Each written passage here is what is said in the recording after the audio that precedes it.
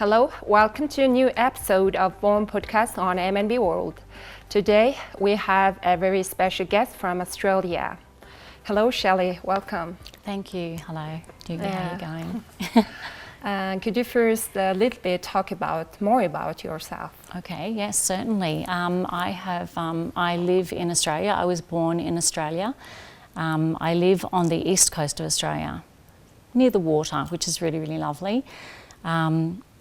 I was born there, brought up there, and we live near a lake. I have a husband and I live in a home with my beautiful dog Lily, a pet dog, and we enjoy it very much. We like to spend our spare time with our family, so when all of our family gets together, that's very important to us, and we enjoy having barbecues and things like that. Okay, what do you do for work? Okay, so we'll work through the day. I work at a small school, a primary school. So I work with, there's about 50 children at the school.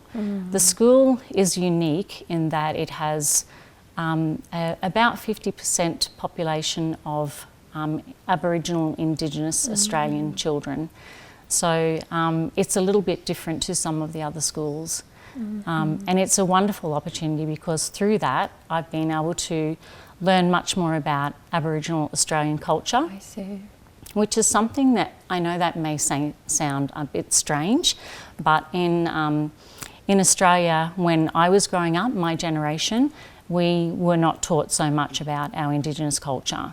So it's something new that is becoming stronger, that we teach all of the new children that are coming through, the new generations, we teach them about Aboriginal culture, the First Nations people, and how important they are to everything in our country.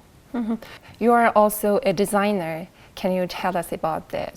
Yes, I am also a designer. I'm studying design at a university called Central Queensland University in Australia. So I study online for that. I don't actually attend the university, so all of the study is done online. And I've been doing that for a while. I'm a third-year student, and the degree, the course, teaches the students all aspects of design. Gives everyone a taste of what there is to do in that industry, I guess. But for me, my passion for design would be mostly graphic design, and also documentary filmmaking was something that I found a passion for last year when I was making a documentary about my father. Through the block, you know. That's where you use a long spice, what they call a long spice.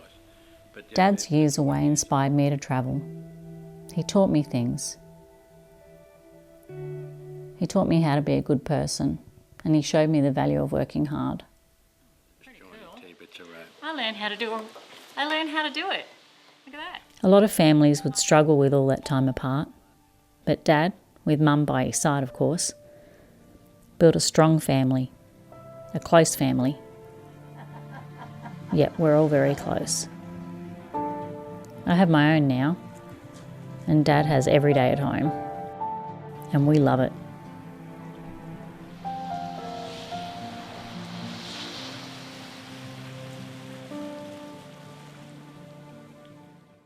And what would you say through this documentary? Okay, so the documentary is a short piece that the story is the story of my father. He worked away at sea. He was a merchant seaman for many, many years in his life, and he remains very connected to that world still.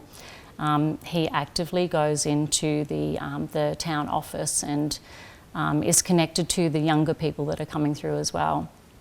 It's a big part of his life. So he travelled away for a lot of my life growing up. So as a child growing up and your father is away, then they're home, they're away, then they're home. He had to do that for work. He had to do it because he had to support myself, my mother, my brother. That was his work. There was no choice in this. But the documentary focuses on our relationship, the family connection, his commitment to his work, and my perspective, what it felt like for me as his daughter, growing up and having your father only there some of the time. So it's, I'm very proud of it. I'm very proud of it. Okay. And what makes you passionate about your studies? Well, I think I'm a creative person. I'm a creative person. I'm also a perfectionist. So I like things to be done correctly. But I just love the concept of, particularly with graphic design, the idea that with graphic design you are solving problems, so you need to communicate a message through the image that people can recognise straight away. And that might be done with graphic design, it might be done with the fonts that you use, the colours, how big the letters are. It sounds really simple, but there's a lot of design principles that go into making something like the famous Coca-Cola brand name, for example, that I'm sure we all agree everybody would know and recognise that. And it's something that's imprinted in their minds. So to be able to, that seems like a simple thing to be able to write that, but there is a lot of work that goes behind the scenes, a lot of thought. And I enjoy that challenge. So I'm very passionate about trying to solve those problems to communicate a message through visual medium. Okay. You have a small company for graphic design. Oh, yes. Yeah, can you tell us about more? I do. My daughter is also a designer. She's actually studying the same degree as me, which is lovely. Same university? Same university, yes. Wow. Same university. So we have created a small company called Gene Pepper, and we hope that one day this will become something special for us that we do together. We very much enjoy working together, and we have a few clients at home, but one of the things that we would like to do, and actually this afternoon I'm going to meet one of the famous local artists in Ulaanbaatar. I think I'm pronouncing her name correctly. It's Goda. Goda. Yes, and I have seen some of her works in a venue in Ulaanbaatar recently, and I really love the work. Wow. So I'm actually going to meet with her this afternoon. You visit the exhibition or museum? I haven't seen the exhibition. There, she had a small exhibit of her work in a cafe that I was in, and it caught my eye. I thought it was very special. So I'm actually having the opportunity to meet with her this afternoon, which is amazing. I am going to buy one of her pieces of work, take it back to Australia, and maybe there's some collaboration where we can help my daughter and myself help her in exposing her art and exposing Mongolian local artists in Australia. So we're hoping to build some relationships while we're here. Okay, could you tell us about the Project Abroad programs? Oh yeah, absolutely. That's why you're here, yeah? Absolutely, that is why we're here. Yes. So I'm here and my daughter is also here, and there are also another 5 students as well. So we all flew over from Australia just early this week, and that is through Projects Abroad. It was funded by what they call the New Colombo Plan, which is a government assistance program trying to build relationships and understand the Indo-Pacific region. So Projects Abroad, they provide the opportunity for students to come over to countries around the world and do volunteer work or an internship and learn. And also teach, I guess, as well. But they've been amazing. They have some staff here in Ulaanbaatar, and they have been wonderful in looking after us. I see. So very good. Can you share your thoughts or impressions, maybe experiences in our organization, MNB?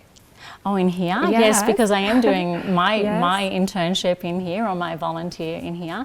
Oh my gosh, it's been wonderful. It's been beyond what I would expect. You passed only 1 week, yeah? Yes, I've only been here for the 1 week, but it's been, everyone is so welcoming. That's the one thing that I would say. There are 2 things I would say about my first impressions of Mongolia.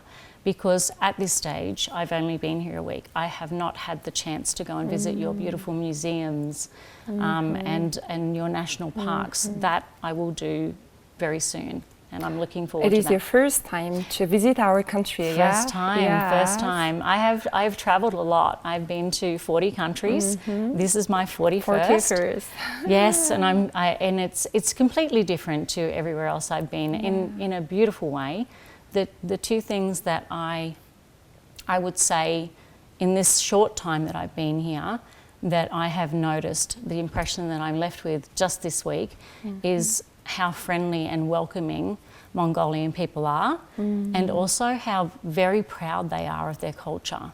I love the customs, and I can see the pride in people that are Mongolian, just loving. They just love their country, and it's beautiful. I know every country comes with problems. You know, Australia does as well.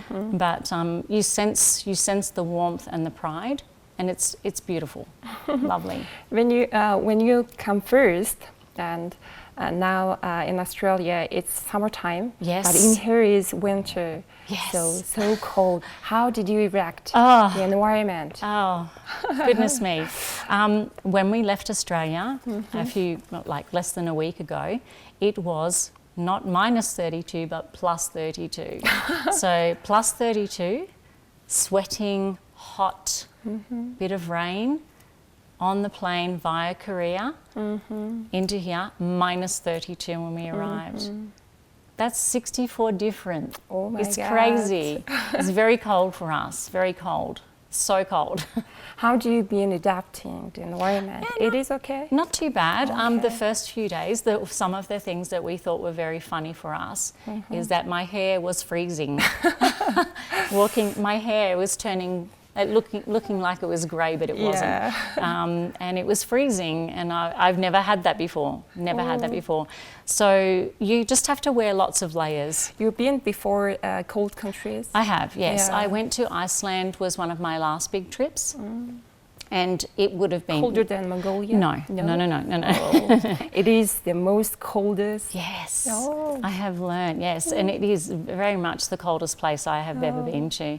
But it's okay. I think It's okay. I think you just have to, like I said, wear the right clothing. And in all of the buildings, it's lovely and warm. So, but it's fabulous. The first thing I noticed when we arrived at the airport and came out was it kind of hurt to breathe because the cold air was coming down, and it was very cold, and that was something to adjust to.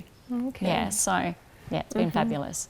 Do you have any plans for Mongolia to visit or travel any places or sites? Well, on the weekend, and each weekend we are here, I think Projects Aboard have planned for us to visit important monuments.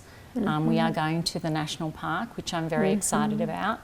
And all of the museums and monuments around. We have had a walk around the city, so we have done a little bit of that, but there's been so little time so far that I am hoping that I'm very excited about going to the national park. Very excited about that, to see all of those things and learn more about the culture and the history, and understand more about Mongolia. I think you should be experience the nomadic culture or tradition. Yes. If you have time. Yes. It must be. I'm hoping to. I know there was one thing that I really wanted to try, but I don't know whether it's the right time for it, is the fermented milk. Ah, yes. Yes. We call fermented mare's milk. You Yes, mean? yes. Yeah, we call it addic. Addic. Yeah, addic. Yes, but now is not the season for it, is that Yes, right? not for the season. The Mongolians use during the summertime use this kind of beverage. Well, Yes. I would have loved to have tried some It's of that so good for humans' health. Yeah. for your health. Yes. And I did try another unusual thing that I've never had before or heard. Correct me if I say it wrong. Sea blackthorn. Yeah, sea blackthorn. Yes. Yeah. The special berry. To me, it's a little like orange juice, only Yeah. hot. but it's very nice. It's very nice. So lots of unusual experiences for us when we're here. Have you tried traditional foods of Mongolia? We have. The first couple of days we have tried. Don't ask me to pronounce the names because I'm not very good at Mongolian just yet. But we have tried quite a few things. Last night we had some Korean food, which I understand they're like any culture, any country, you have other nationalities. So we did eat Korean last night, but before that it's all been Mongolian food, which I've liked very much. The dumplings are amazing. Yeah. Yes. We say boards. Boards. Okay. Yes. All right. I have to. And also we have fried dumplings called hoshor. Hoshor. Yes. Okay. Have you tried? I Have you haven't. tried both? No, I haven't tried the fried dumplings. I've had the other one. Other one, steamed one, yeah? Steamed one. Okay. Yes, I have. Yes, and it's beautiful. Really lovely. Yeah. What would you say for other expats or foreigners who are coming to Mongolia? What would you say for them? I would say definitely come here. Yeah. Definitely come here. I think that definitely in Australia there's a lot of people that would just choose to go to countries that they're familiar with, like they might go to Bali or to England or, you know, places that are more known to them. Because before I came here, when I was telling my family and friends I had the opportunity to come to Mongolia, they questioned, where is Mongolia? You know, they were unsure. And I think that people should embrace going to new places that maybe are not the most common of places to go to, and come and see the beautiful culture. There is so much that you can experience here, and like I said before, everyone is so welcoming, and you get the sense of pride straight away. So it will be a really rich experience for them if they get to come here, and they should definitely do it. Okay. Here we end this episode of VOM Podcast on MNB World. So thank you for coming to our studio. Oh, thank you so much for having me. Thank you very much. It's been great. Thank you. All right, here we end this episode of VOM Podcast on MNB World. So thank you for staying with us, and goodbye.